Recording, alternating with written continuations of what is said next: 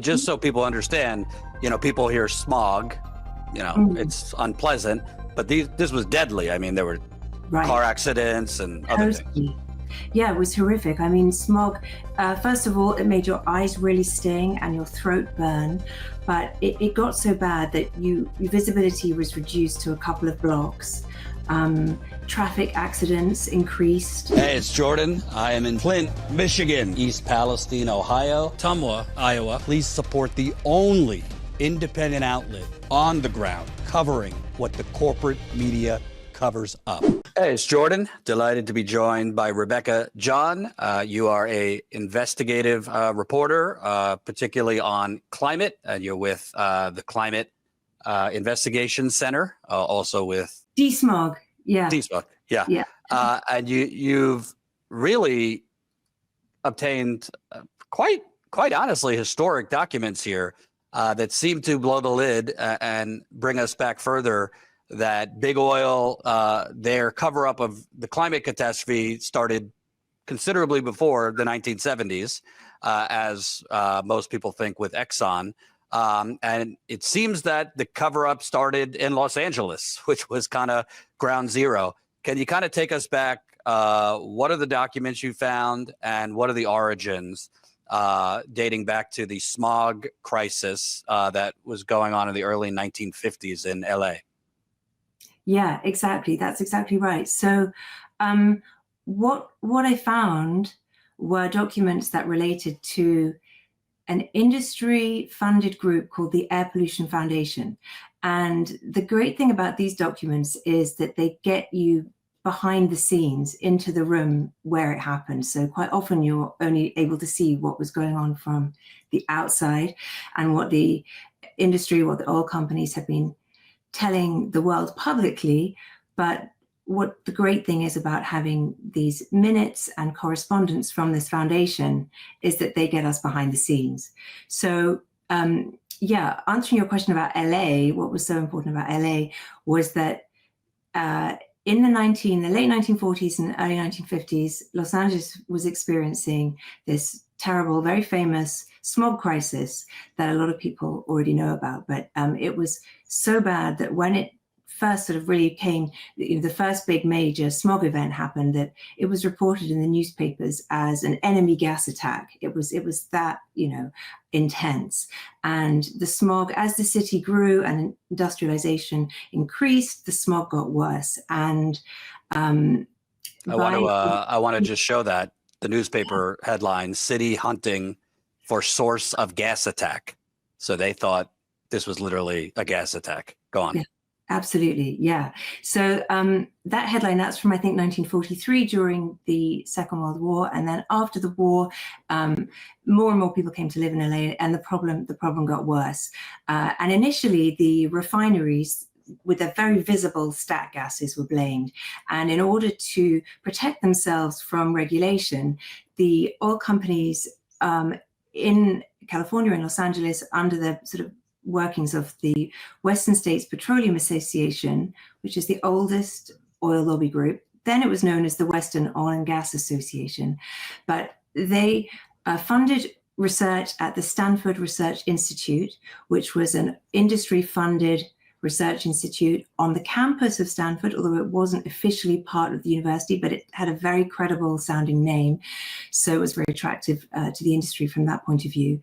They funded research there that downplayed the smog problem, which they then made public and used to try and prevent regulation. However, in the late 40s, early 50s, a scientist at Caltech called Dr. Ari Haagen-Smit developed what was known as the hydrocarbon theory of smog. He realized that the cause of the smog problem was oil fields or refineries, filling stations, everything that was going on producing hydrocarbons in the Los Angeles area.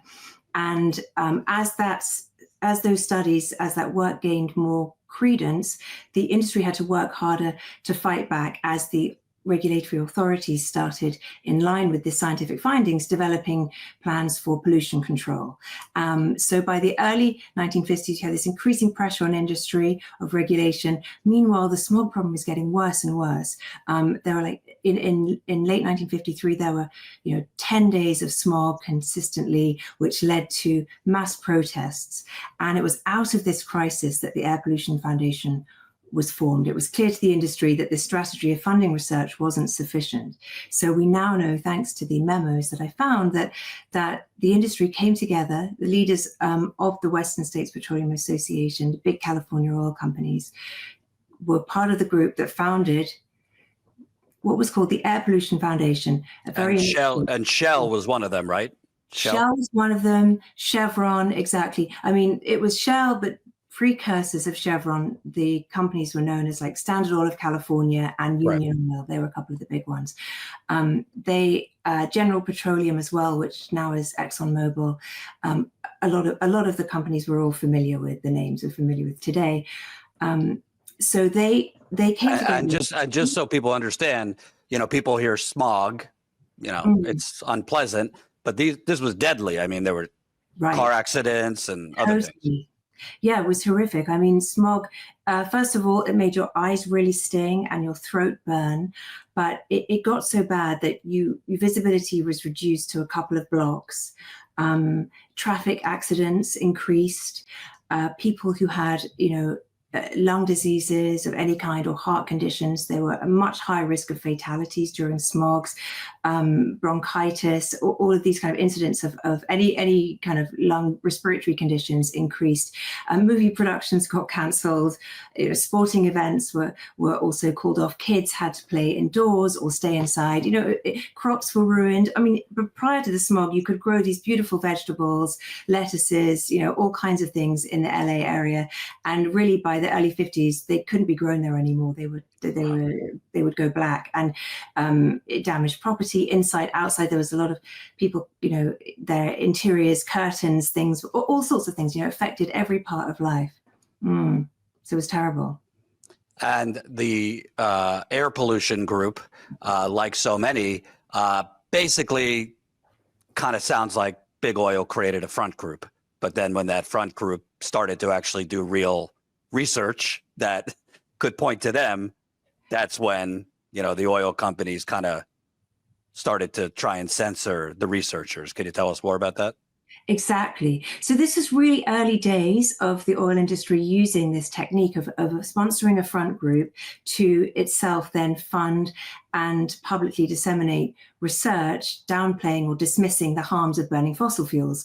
So it was a technique that had been used previously by the heavy industries, but really what you see, starting in about 1930s, that was the heavy industries that sort of using mining had used it, to prevent like worker health and safety laws from being introduced. But in Los Angeles in the 1950s is the first time that we really see the oil industry repurposing that technique for their own use. And it's sort of ironic that the strategy that they adopted to protect themselves from, regulation of local air pollution actually told them about a much greater danger that their activities were causing, and that was global climate change. And how that happened was, really, you could see this as like a test run. They weren't maybe particularly adept at running this kind of front group. It was the first time that they'd really done it, because it was the first time they'd really been put under the spotlight in this way. So they recruit somebody from the East Coast who looks like a safe pair of hands to head up this research group. This guy called Loren B. Hitchcock. He's a chemical engineer.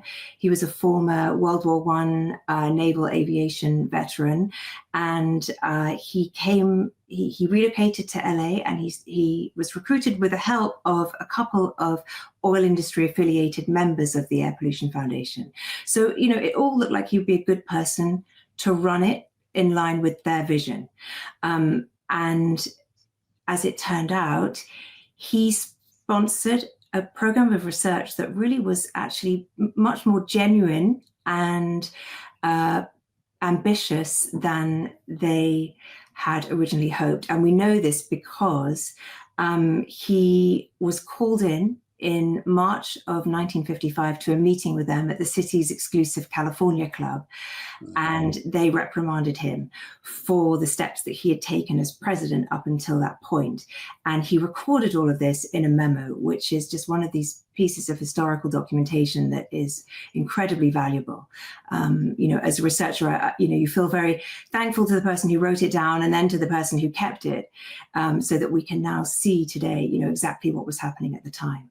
And let me just, for people to know the exact phrasing,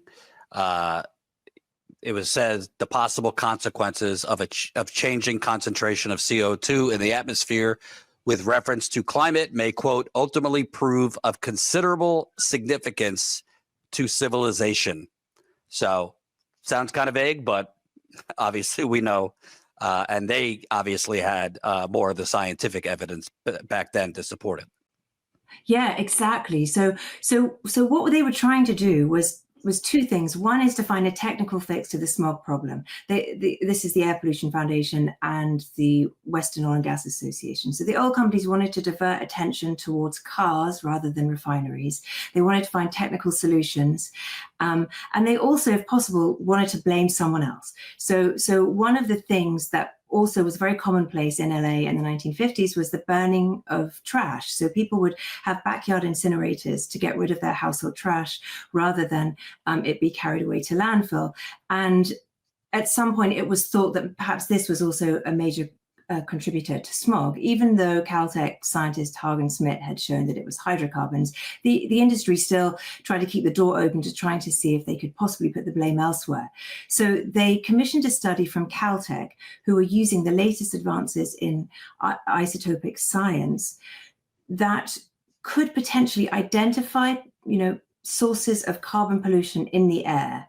So they would take carbon dioxide samples and examine them, and from the analysis, they would be able to tell whether that carbon dioxide had been created by the burning of fossil fuels or by backyard trash.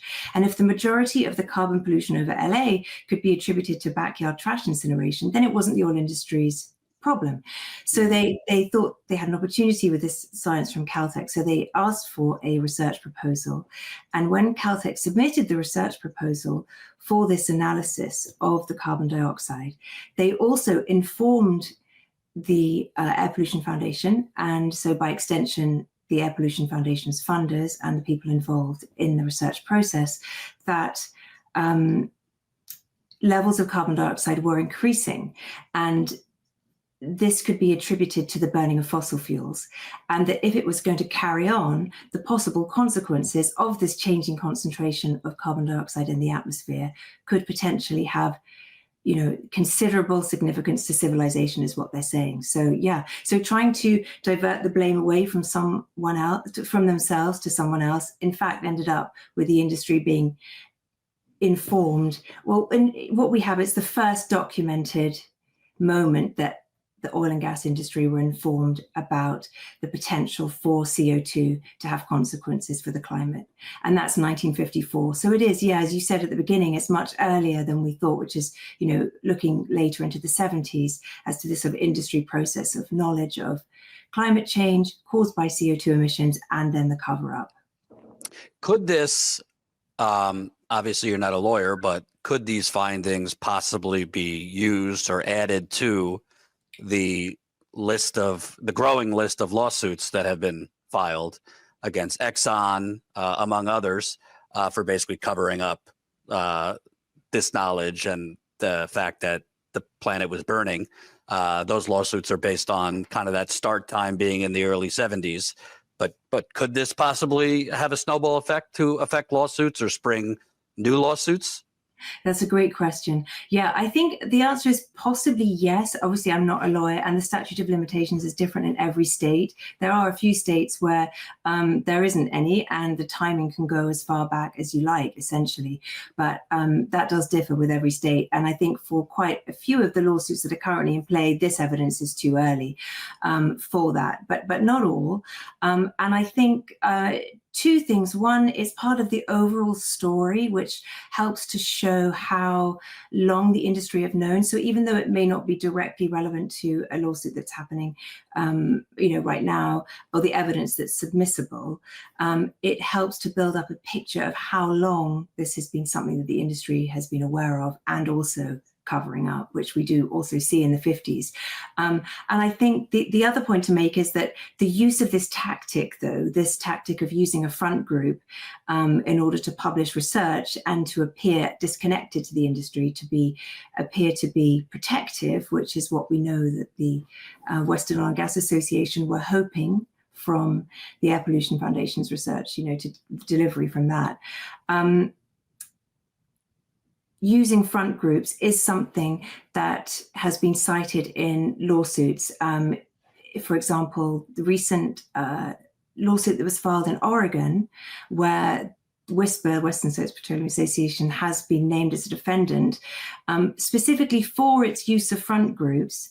That is something that we can trace back to this period right here in the 50s. We can say that, yes, WSPA did it, we're involved in it later on, and now up to today, they still are utilizing front groups to stop clean air regulation and climate action. But we can look back to this point and say, actually, it started here in the 1950s. So it has an overall, more like narrative power, possibly storytelling, to get a sense of how long this has been going on, rather than, maybe a direct contribution to the lawsuits. And, the other interesting part is, I think, the narrative, using that term, has been that Big Oil learned all of this and got their playbook from Big Tobacco. But it seems that if this was already kind of known in the 1950s and they were already taking efforts to cover it up then, it might have been Big Oil that originated this playbook and Big Tobacco maybe at the same time, or might have not been Big Tobacco that led on this front. It might have been Big Oil. Exactly. I think that's absolutely right. And I mean, there was a brilliant report done by the Center for International Environmental Law that came out several years ago called the Smoke and Fumes Report, but it looked at exactly that. And it really started with this research that was done at Stanford Research Institute. So that was in the late 40s, which is much earlier than the tobacco use of this tactics, which is actually around the same time as the Air Pollution Foundation, 1953. This is all the tobacco were starting the tobacco, industry research committee under the PR firm Hill and Knowlton, which is the big famous story that we know of when people talk about tobacco tactics. But yes, exactly. You can see that the oil industry were there before, were doing it in LA in the late 40s and then ramping it up in the early 50s with this Air Pollution Foundation. Are you able to glean from the memos if Western Petroleum or the front group had any interactions with local politicians back then, so that politicians might have seen these warnings but kind of went along with Big Oil? So no, I don't have any direct evidence of that. What we know is that in March 55, the Air Pollution Foundation printed a report. This was under President Hitchcock, the first president, who was very ambitious, that eventually got sidelined and resigned. But before that happened, they did print Caltech's research proposal in full in their first technical progress report, which contained the warning on carbon dioxide. And they sent that, they sent it, we know for sure that they sent it to all their funders and trustees. So that would have included the presidents of Union Oil, Southern California Edison Company, and SoCal Gas, and all their other contributors who were, all their other trustees and funders who came from, California's prestigious academic institutions, big banks, insurance, some of the movie studios, retail magnates. So it was all kind of cross-section of American society. But we know that the oil and gas members had a specific duty to be aware of all the developments and advances in air pollution research. there's no record of whether it was sent to politicians, so I don't know about that. Absolutely. And the last question is kind of based on this, beyond changing the narrative, how does this affect modern day? I mean, Trump has been elected, doesn't really believe much in climate crisis. Where I am in the Northeast, I mean, it was kind of 70 degrees on Halloween, and things are getting worse and worse. How does this information help, or how could it help, the experts and activists fighting to save the planet? Right. Well, yeah, I think that probably in lots of different ways. I think there was a really interesting report earlier this year where the state of Vermont had a bill going forward for its super fund on climate. So that was a bill that would provide a certain amount of money for anyone impacted by the effects of climate change. So, flooding or fire that was deemed to have been made worse or attributed to climate change could seek some kind of compensation from this fund. And a Republican senator from Vermont went on the record saying that he wasn't going to vote for the bill. But when he found out that the oil and gas industry had known about the causes of climate change, that CO2 could change the Earth's climate and that could have serious impacts for the weather and climate systems, he said, when I found out that they knew from the 50s and 60s, I changed my mind. So that changed his mind, and that's pretty powerful that just the knowledge that something goes that far back, you're telling the story, you're showing what happened, that really could, have such a profound impact there. And, and the Vermont Superfund bill went through, it passed. So that's an example. But I think, coming back to that is like, Donald Trump won in an election, right? All elections are based on a vote, and your vote is only worth something unless you have perfect information, right, about what you're getting.